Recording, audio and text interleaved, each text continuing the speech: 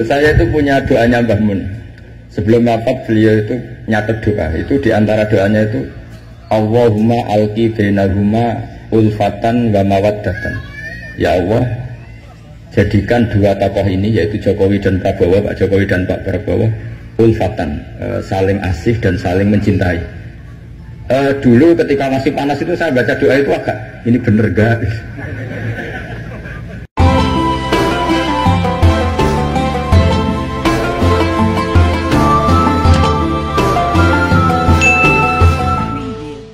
Waalaikumsalam warahmatullahi wabarakatuh. Bismillahirrahmanirrahim.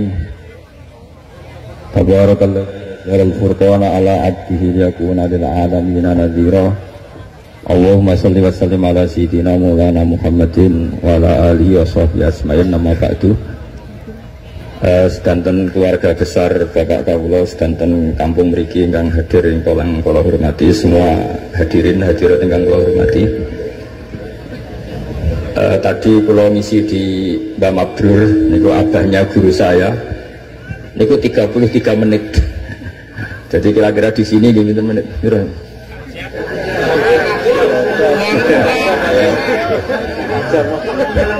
Saya kemarin dengan Ganjar itu Gubernur Jawa Tengah itu malah 7 menit. Karena apa ya? Tak anggap iman itu kan sudah mulai kecil sampean, kok ijek mulang itu terus piye. Jadi kalau singkat itu artinya saya percaya iman sampean sudah benar. Kalau ngajinya lama, nanti kalau sampean nggak paham, terus diulang suwi orang paham gitu. Tapi kalau sedikit, nanti 7 menit sampean nggak paham, sing salah terus berak mulang mau 7 menit, mulanya nggak paham.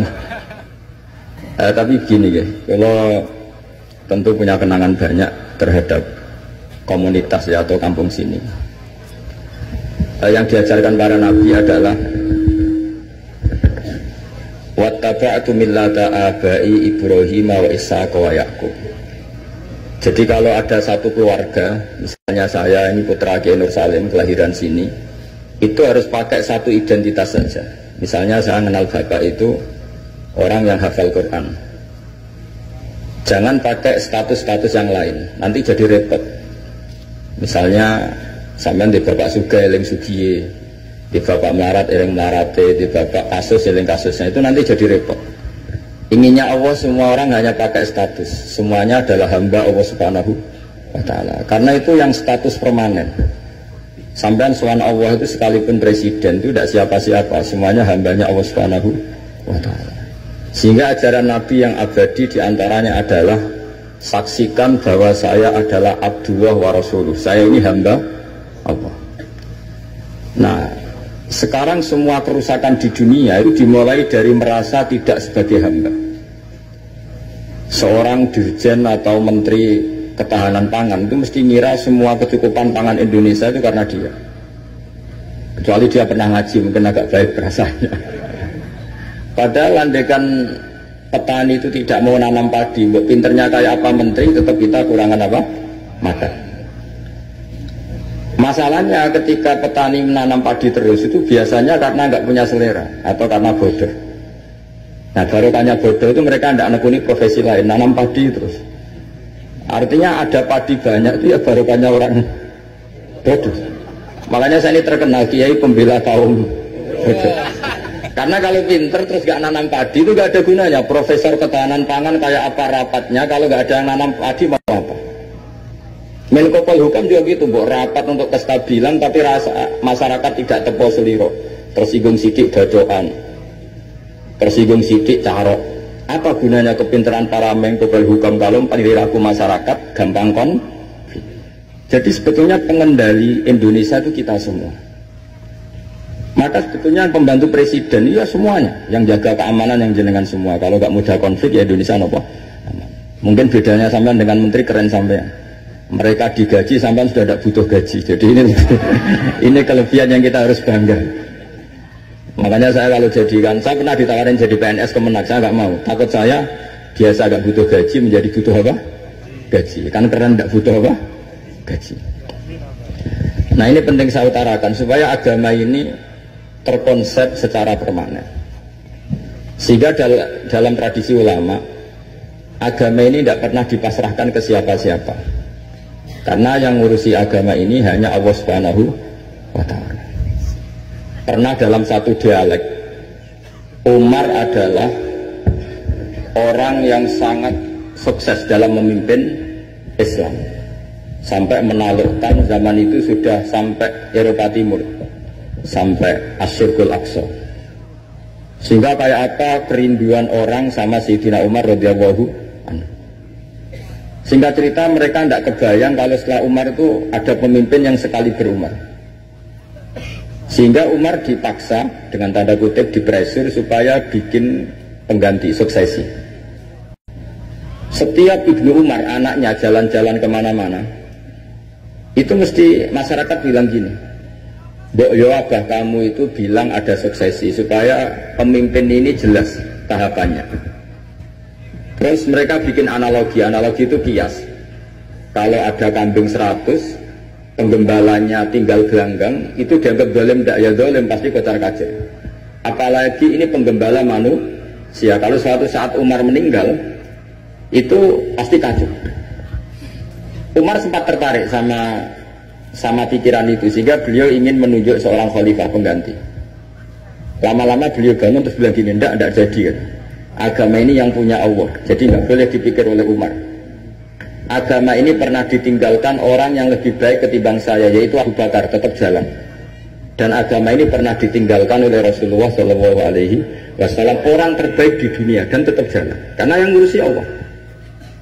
Makanya sekarang nggak ada wali songo itu. Mungkin zaman wali songo Panjunan tidak seperti ini. Tapi sekarang dipimpin Ustadz TPG, Islamnya lebih maju ketimbang zaman dipimpin wali songo. Bukan karena ustadznya yang lebih hebat dibanding wali songo, memang agama ini diurusi oleh Allah Subhanahu wa Ta'ala. Ustadz kasus ya agama jalan. Oh, itu banyak cerita-cerita di TV ustadz apa? Kasus agamanya juga jalan. Ada kiai ditangkap KPK, agama juga jalan. Karena agama ini nggak bergantung seorang kiai, juga nggak bergantung kemenak. Agama ini yang mendesain, yang menjaga hanya Allah Subhanahu wa Ta'ala. Cerita paling modern itu Uni Soviet. Uni Soviet itu negara komunis. Ratusan tahun orang Islam dikepasi di Uni Soviet. Tapi mereka Islamnya luar biasa, menyembunyikan Islamnya. Belajar tauhid di basemen, di tempat-tempat sembunyi. Ketika Uni Soviet hancur lewat Glasnost Perestroika itu, langsung jadi negara Islam. Ada Uzbekistan, Tajikistan, Ceknya, itu semuanya jadi negara Islam. Artinya gini, agama ini pernah jaya bahkan saat dikepasi Uni Soviet. Indonesia juga pernah jaya padahal dijajah Belanda 350 tahun. Justru menjadi masalah kalau kita ini terlalu bergantung negara. Kiai gelem mulang untuk bos, santri gelem mondok ke kepalanya dicatat di negara sehingga dapat fasilitas. Oke, negara baik kita akui. Tapi itu nggak bagus bagi kita kalau terlalu bergantung. Karena biasanya kita berkontribusi kepada agama, sekarang mendapat dari negara untuk ngurus agama. Masalahnya bukan di ngurusnya, ketergantungan ini yang menjadi Islam nanti bahaya ketika ada masalah. Nggak biasa imun ya, nggak biasa kebal. Sehingga pikiran-pikiran para ulama dulu, cara berpikir itu, agama ini harus dijaga karena kita yakin Allah yang menjaga. Kenapa saya cerita demikian? Karena Islam di Indonesia sekarang itu luar biasa. Katanya malah Islam terbaik di dunia sekarang.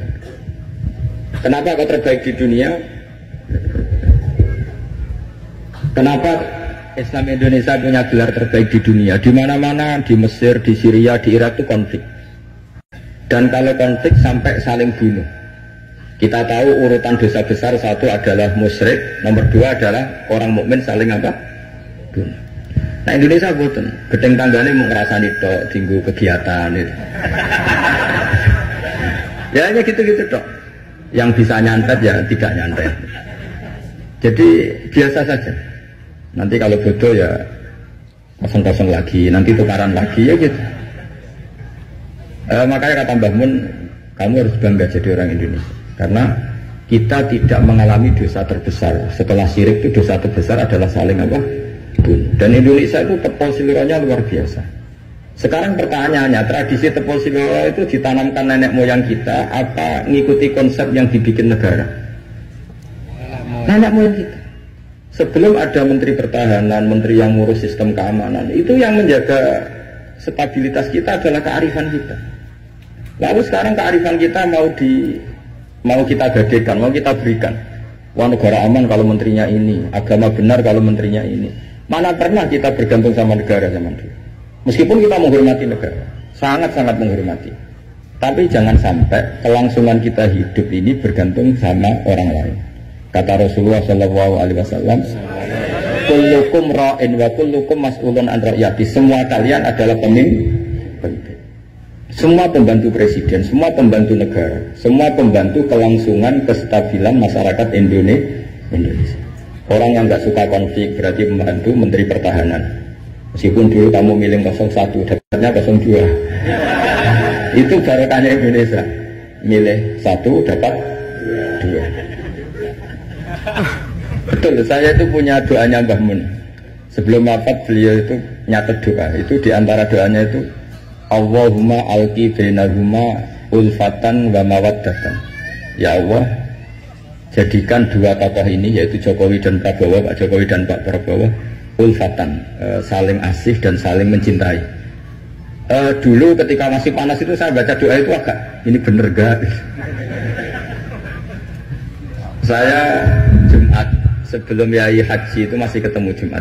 Beliau cerita kalau mau ketemu Megawati, terus ketemu Bu Mega hari Sabtu. Ahad beliau terbang ke Mekah, terus Selasanya wafat. Selasa keberapa itu, hanya hari Selasa. Itu diantara doa yang dititipkan sama anak dalam itu, doa itu. Yang baca juga agak-agak ini yang bener aja doa ini. Gitu. Terus uniknya doa itu ditutup min abdikal fakir memun zubair. Ya Allah, jangan lihatlah saya, kata Bangun di doa itu, lihatlah saya yang berdoa. Barang kemarin setelah pelantikan menteri ternyata seperti itu saya tambah kagum bahwa kita punya guru seorang wali, jadi doain sesuatu yang mukal saja kesampaian. Doain yang mukal saja sampai teks itu sekarang masih saya simpan, tulisan tangannya Mbah. Itu dulu diberikan anak dalam. Kalau saya itu menerima wasiat jadi pengurus, jadi beberapa kali saya ditawarin jadi pengurus PBNU, saya nggak mau, sampai berkali-kali nggak mau. Hanya PBNU tidak kurang akal pakai tangannya Mbah Mun supaya agak maksa saya.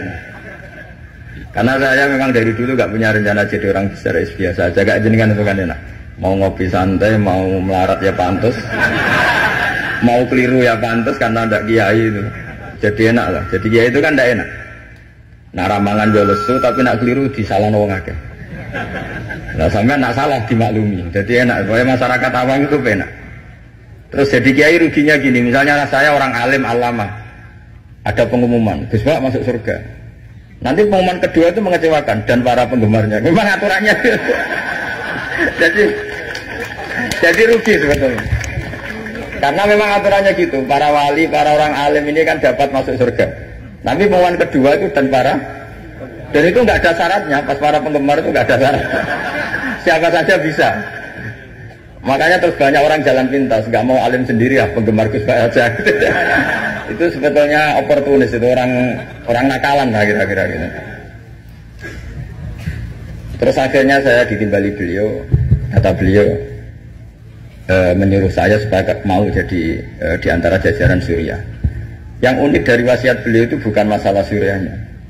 Kata beliau, Indonesia itu harus kamu jaga. Bila perlu nanti di lembaga dakwah NU itu melibatkan orang macam-macam, dari partai macam-macam, termasuk partai PDI. Terus ketika tak tanya kenapa ya, sing iso jogo Indonesia itu nasionalis dan religius. Dan yang menjaga ini penting, kata beliau. Ojo sampai Indonesia itu dosa paten pinaten. Caranya ya aku kudu rukun mbek Megawati dan mewakili kaum religius dan nasionalis. Kalau paten pinaten repot kayak Mesir, Syria. Jadi fikihnya Mbah Mun itu jangan dilihat misalnya seorang kiai ketemu Mega, enggak. Lihatlah ini satu ikhtiar supaya Indonesia itu damai. Kenapa? Indonesia.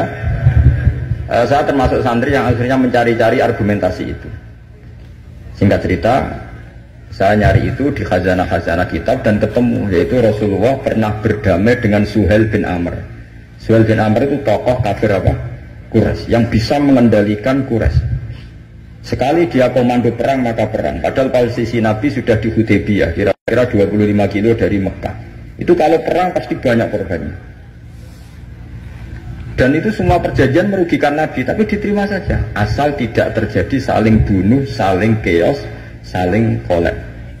Itu yang ditiru Mbah Mun. Tapi sekarang orang enggak, kadang pakai hitam putih. Pokoknya saya putih pasti benar, ini hitam pasti salah. Yang dilupakan adalah kalau betul orang lain itu hitam, ini pun tanggung jawab kita, karena ini juga umatnya Rasulullah SAW. Sekarang ketika kamu melihat orang salah, itu jika itu bagian dari keluarga kamu, inginnya memberi sanksi apa membenahi? Membenahi.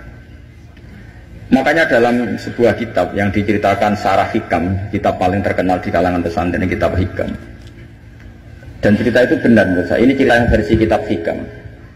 Nabi Ibrahim diterbangkan ke alam malakut, terus melihat para pezina. Allah tanya, menurut kamu diapakan? Bunuh saja ya Allah, mereka makan rezeki engkau tapi tidak mengindahkan aturan engkau, mereka pezina. Sama Allah diturutin. Terus dilihat lagi para pemabuk. Menurut kamu gimana, bunuh saja, mereka itu hamba engkau, makan dari rezeki engkau tapi tidak mengindahkan perintah engkau. Sampai sekian bentuk maksiat, Ibrahim usulnya bunuh saja, habisi saja. Lama-lama suatu saat, ini cerita yang di Sarah Hikam, Ibrahim disuruh nyembelih Ismail. Yang terkenal dalam riwayat memang yang disembelih itu siapa? Ismail. Meskipun ada perdebatan ulama, apa Ismail, apa Ishak, tapi kita milih yang Ismail saja. Umumnya orang meyakini itu siapa? Ismail. Nabi Ibrahim itu kagetnya bukan main, ngetek. Ya Allah, yang benar saja, ini samratu fuadi, ini buah hati saya, kenapa engkau suruh membunuh? Jawabannya Allah, Ibrahim, kamu ingat gak ketika kamu melihat orang-orang maksiat usul ke saya supaya dibunuh, ya ya Allah. Kata Allah, aku itu ya gelo, itu sing gawe aku enak wae usul kan mutah ngaten. Kon saiki anakmu sing gawe aku. Takon mateni ke keberatan. Nangis Nabi Ibrahim. Ini pelajaran bagi kita. Kowe nek ora misale nyon sawu wedok nganggo sepeda motor luwanan wis buwanter. Anake sapa luput suruh. Tapi nek jelingno, niku ponakane jenengan pas ya. Mesti gitu. Sebetulnya keantian kita pada maksiat itu bukan karena maksiat. Pas orang itu tidak keluarga kita. Gayanya saja kamu tegas, sebetulnya enggak juga. Gitu. Jadi ini pelajaran bagi kita. Coba misalnya gini, ada orang salah koruptor. Kamu mesti benci sama koruptor. Coba bayangkan kali itu anak kamu. Mesti dungu ya, wong mungkin buatan konangan. Nah, sama. Ini masalah Rasulullah. Rasulullah itu melihat semua umatnya adalah anaknya. Sing lagi abangan, sing lagi setengah abangan, sing hitam, semuanya adalah Maka kalau ini semua umatnya melihat orang abangan, ya pikirannya itu memandu mereka tobat, bukan malah dianggap kafir. Makanya kita menolak faham takfiri, faham yang mengkafirkan orang lain. Karena ibaratnya faham takfiri itu enggak rasional, secara fikih enggak rasional. Allah yang Tuhan saja, yang punya semuanya, itu jelas ngendikan qul ya ibadiyalladzina asrafu ala anfusihim la taqnatu mir rahmatillah. Terus ayat wa anibu ila rabbikum. Orang-orang yang sudah melampaui batas oleh Allah dipanggil, ayo kembali ke saya kembali. Kemudian orang-orang takfiri ini, orang-orang ekstremis ini, hamba Allah yang sedang maksiat dianggap tidak Islam atau kafir, keluar dari area kemukminan. Wong yang Allah Tuhan saja yang di luar disuruh masuk. Ini yang sudah masuk malah disuruh keluar. Coba Nabi diutus jadi Nabi itu untuk mengislamkan orang kafir atau untuk mengkafirkan orang Islam? Ya Nabi lo diutus itu untuk mengislamkan orang kafir atau mengkafirkan orang Islam? Mengislamkan orang. Makanya aliran-aliran ekstrim sidik-sidik ngafirkan orang itu satu mesti goblok, mesti. Dua mesti gak tahu ngaji. Tiga terlalu semangat tapi khazanah ilmunya itu pas-pasan. Karena tadi kebencian kita ini pasti ada unsur dengan tanda kutip nafsu. Ya tadi kamu benci sama cawe wedok sing kuwatokan cepak sepeda motor buwanter. Bareng mbok pisah itu boleh wong ayu banget seneng kowe. Kira-kira masih miso ndak gitu. Lalu dos itu mesti atau gini. Kamu benci sama orang yang nyulayani janji. Zaid tidak janji sama kamu, mesti marah. Janjian kok gak rene gini-gini. Coba Zaid itu orang yang ngutangi kamu. Berani nggak ngumpat-ngumpat Zaid meskipun nyulayani janji. Zaid itu orang yang memberi utangan kamu 10 juta, terus janjian nyulayani janji. Bisa nggak kamu bentak Zaid? Terus gak ditagih sewenang. Artinya ketika kamu disulayani janji marah itu mesti gini. Sudah nyulayani janji plus tidak berjasa. Nah ini yang kita dapat kearifan dari Nabi Ibrahim. Saat kita enak saja usul orang maksiat dibunuh, dimatikan oleh Allah, itu plus mereka kebetulan tidak anak kita. Coba andaikan zaman di alam malakut Ibrahim tahu yang nakal itu anaknya, apa kira-kira usul demikian? Nah makanya ini jaga kearifan kita, bahwa bayangkan orang lain itu keluarga kita. Makanya kearifan dari bapak saya, bapak itu senangnya kancanan orang macam-macam, masuk musim bulat-bulat. Terus saya tanya, kenapa Pak? Sing gelem dadi ngono iku ya sapa? Karena itu kearifan. Sing gelem dadi ngono iku santrinya bapak dulu yang bulat ya banyak. Iya iku bengkel, nek ora gelem dadani barang rusak ora usah dadi apa? Iya. Makanya saya ini keterusan, saya termasuk jenis kiai yang enggak tegas. Tapi karena kearifan. Kiai yang terlalu tegas biasanya enggak pati arif. Ya tadi, bayangkan itu anak kamu. Kepen ngaji malah diboyong. Cara itu anakmu. Pak Yai memberi kepen didadani malah jiran. Jadi ini pelajaran bagi kita. Jadi coba khazanah-khazanah itu jangan sampai hilang. Memang ada banyak riwayat tentang Nabi Ibrahim menyembelih Ismail. Sebagian kitab meriwayatkan bahwa Ibrahim itu saking senangnya sama Allah. Ditanya Ibrahim, andaikan kamu punya sapi sekian, kamu korbankan untuk saya enggak? Iya ya Allah, untuk taqarrub ilaika. Kurban ini maknanya satu prosesi ibadah untuk mendekatkan diri kepada Allah. Mana ada terima sapi unta, nak jenengan nyuwun anak kula mawon tak korban. Terus dites tenan disuruh nyembelih apa? Ismail. Tapi saya lebih cocok sama riwayat yang diterangkan di sarah kitab Hikam tadi. Jadi beliau ngalami kasaf, diangkat kasaf itu satu kemampuan untuk melihat alam gaib. Kemudian dipertontonkan Allah alam malakut. Terus Ibrahim main usul supaya orang-orang itu dihabisi. Suatu saat itu tadi diingatkan Allah, coba anak kamu sembelih. Lu gimana ya Allah, ini samratu fuadi buat saya. Terus kata Allah, ketika kamu usul langsung tak turuti, kok saya usul kamu pikir-pikir katanya. Tapi ini anak saya, memang yang saya bunuh itu hamba siapa, itu juga hamba saya kata Allah. Nah semenjak itu Ibrahim jadi halim. Ibna Ibrahim malah halimun Allahumunib. Semenjak itu dia jadi halim. Beliau jadi halim. Halim itu mudah memaafkan. Dulu enggak ya, agak-agak temperamental. Makanya dalam tafsir diterangkan ketika Ibrahim ekstrim memakai beberapa berhala itu di Quran dijelaskan sami'na fatay yazkuruhum yuqalu lahu Ibrahim. Fatan itu anak muda, jadi gejolaknya masih kuat sehingga frontal.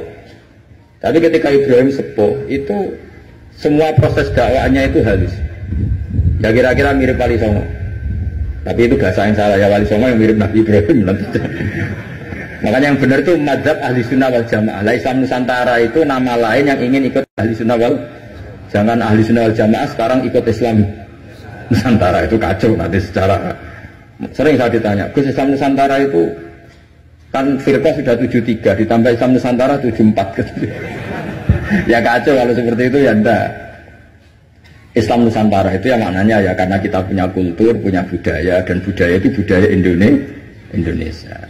Tentu misalnya orang Arab pakai jubah, itu ya sunnah, kita yakini sunnah. Tapi orang Indonesia ya sudah cukup pakai hem, itu juga sudah sunnah.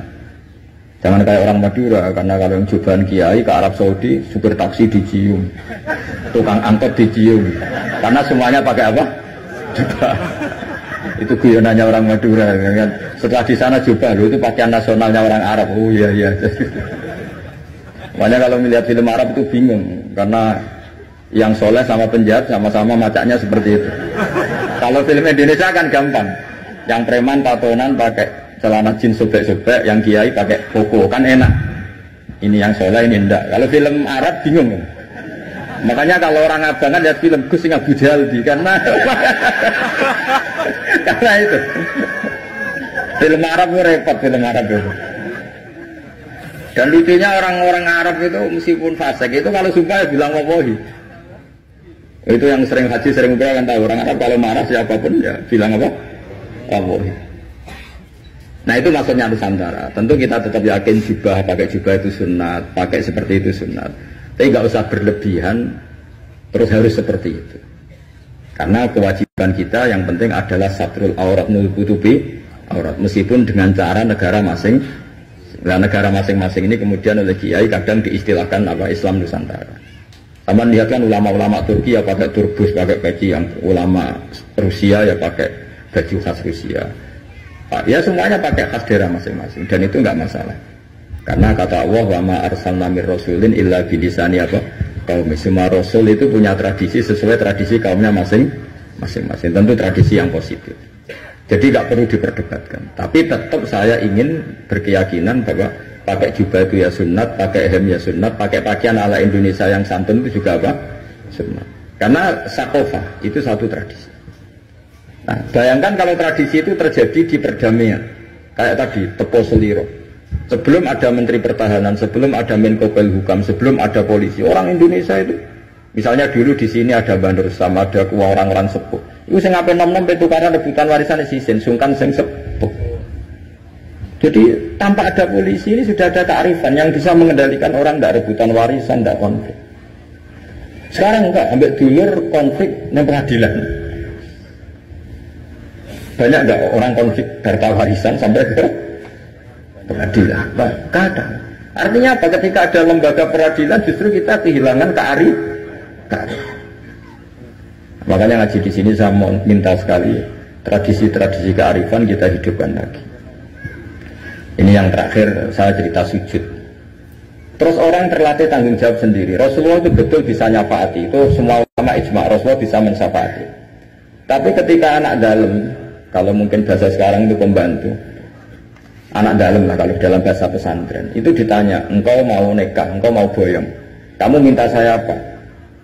Ya Rasulullah saya kasih waktu 3 hari untuk menentukan saya minta apa. Setelah 3 hari, anak itu ketemu Rasulullah, as'aluka murafaqataka fil jannah, saya minta supaya jadi temanmu di surga.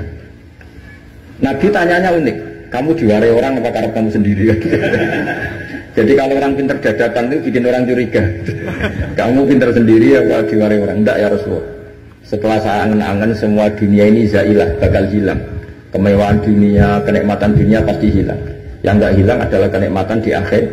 Maka saya minta satu saja, as'aluka murafaqataka fil jannah, saya minta menjadi teman kau di surga. Apa jawabannya Nabi? Itu saja, tidak yang lain? Iya ya Rasulullah. Jawabannya Nabi itu nih, fa'inni ala nafsika bikasratis sujud. Saya masih ingat teksnya. Fa'inni ala nafsika bikasratis sujud.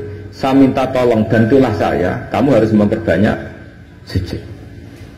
Jadi makanya semua kiai, semua habaib, semua orang alim, siapapun yang ingin mendapat syafaat Rasulullah SAW, tentu onok modalnya.